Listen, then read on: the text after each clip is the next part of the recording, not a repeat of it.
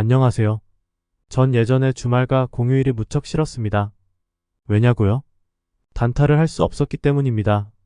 완전히 단타에 중독이 됐었죠. 그래서 365일 24시간 쉬지 않고 주식시장이 열리면 얼마나 좋을까 하는 생각을 수도 없이 했었습니다. 지금의 암호화폐 거래소처럼요. 그 당시 밥 먹고 자는 것 빼고는 온통 단타에 미쳐 있었는데요. 온종일 차트와 재무제표 보며 다음날 공략할 종목을 찾아내는 게 하루 일과였습니다. 진짜 단타로 안 해본 종목이 없을 정도였죠. 200원짜리 초저가주부터 수백만원짜리 고가주까지 말입니다. 핫달을 하다가 물려서 날밤을 샌 척도 많았습니다. 10년 동안 미친 짓을 한 거죠. 그냥 괜찮을 종목에 장기 투자를 했다면 10년이라는 시간을 단타로 낭비하지 않았을 수도 있었기 때문입니다. 어쨌든 요즘 이래저래 어수선한 것 같은데요. 그래서 매일매일 시황에 귀를 기울이는 분들도 많지 않을까 합니다. 저도 처음 주식을 시작할 때는 그런 것에 무척 민감하게 반응을 했던 기억이 나네요. 근데 시황을 매일매일 확인하는 것은 거의 도움이 안 된다는 것이 제 생각입니다. 대부분은 잡음일 뿐이죠. 여러분이 최소 수백억에서 몇 조를 굴리는 펀드 매니저나 자산운용사 그리고 투자은행 관계자들이라면 매일매일 시황을 확인하고 분석하는 게 무척 중요할 겁니다. 하지만 대부분은 몇 백만원에서 몇 천만원을 주식에 투자하는 것이 전부이지 않을까 합니다. 그렇다고 그 돈이 하찮다는 말이 아닙니다. 쓸데없는 것에 에너지와 시간을 소비하지 말라는 말입니다. 시황을 매일매일 들어봐야 여러분은 오히려 더 혼란스럽고 근심만 생길 거라고 봅니다. 저도 그랬으니까요. 그리고 시황이라는 것도 정작 중요할 땐 도움이 되지 않는 경우가 많습니다. 2021년 삼성전자를 한번 생각해보세요. 온통 삼성전자에 대한 호재성 뉴스와 분석과 전망으로 난리였죠. 하지만 어떻게 됐습니까?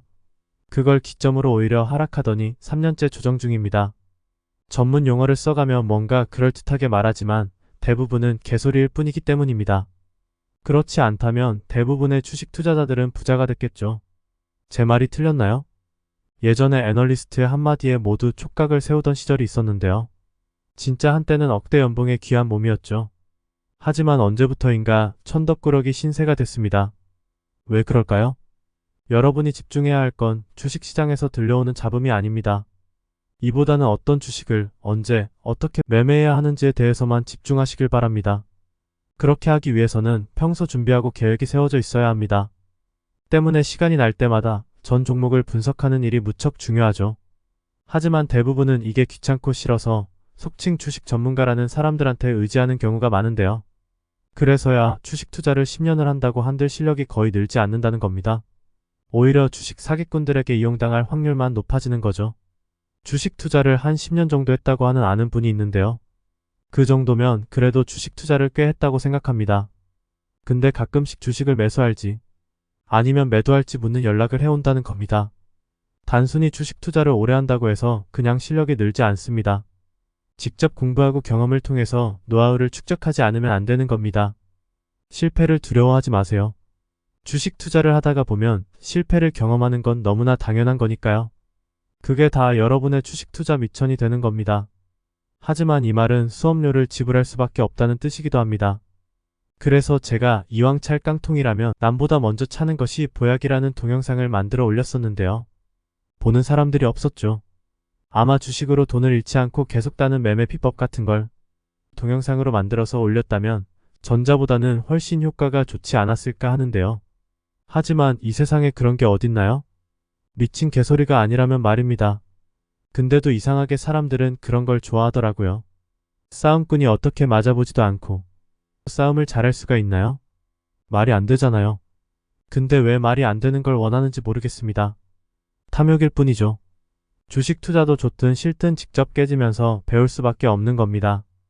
그렇다면 그걸 당당하게 받아들이는 게 좋지 않을까요? 그게 싫어서 속칭 주식 전문가라는 사람들을 믿고 의지하니까 실력이 거의 늘지 않는 겁니다. 그리고 대부분은 꼭두각시로 전락하게 되는 거죠. 전 주식 전문가도 아니지만 저 또한 믿고 의지하지 마세요. 여러분이 스스로 등불이 되어 홀로 앞으로 나아가야 합니다. 제가 여러분에게 사기를 치고 있다는 생각이 드는 순간 쳐다도 보지 마세요. 그게 사기를 당하지 않는 유일한 길입니다.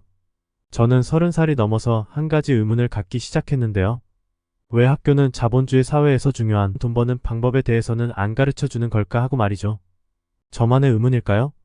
많은 학생들이 사회에 나와서는 거의 써먹지도 못하는 지식을 수년간 반강제적으로 배운다는 것은 너무나 시간 낭비가 아닌가 그런 생각을 했었는데요. 물론 그렇다고 의무교육이 필요 없다는 건 아닙니다.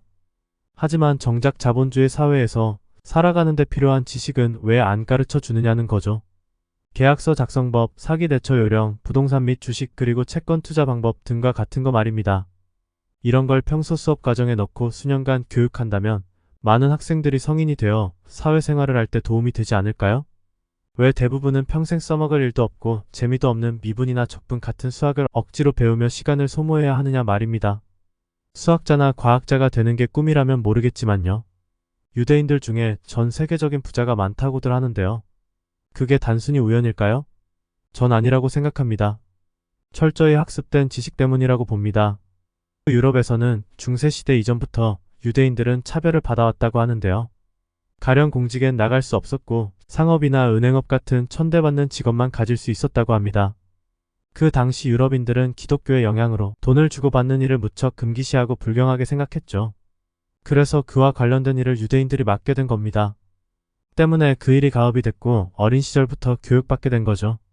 사실 중세 유럽의 르네상스도 상업과 은행업으로 막대한 돈을 번 유대인이었던 메디치 가문의 후원으로 이루어졌다고 하는데요.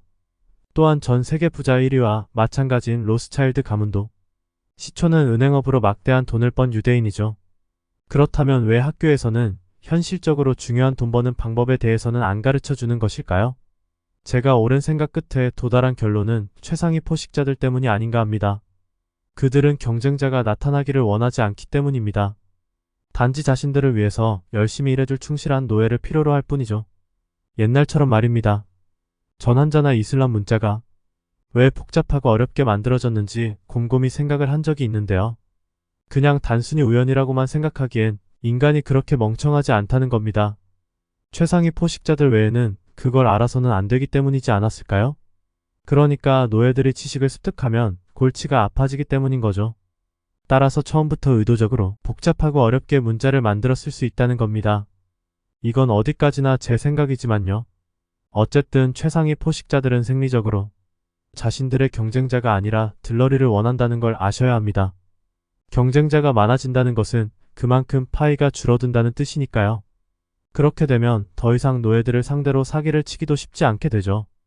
때문에 많은 사람들이 12년간 초중고를 다니며 진짜 중요한 지식들은 배우지 못하는 것이 아닌가 합니다. 대학을 포함하면 16년간이네요.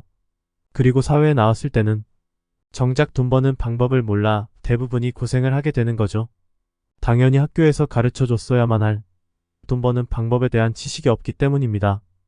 그러니 노예가 되거나 돈 때문에 사기를 당할 수밖에요. 그게 바로 최상위 포식자들이 만들어 놓은 지금의 교육 시스템 때문이 아닐까 합니다. 그리고 대부분은 여기에 놀아나고 있고요. 제가 미친 개소리를 하고 있는 걸까요?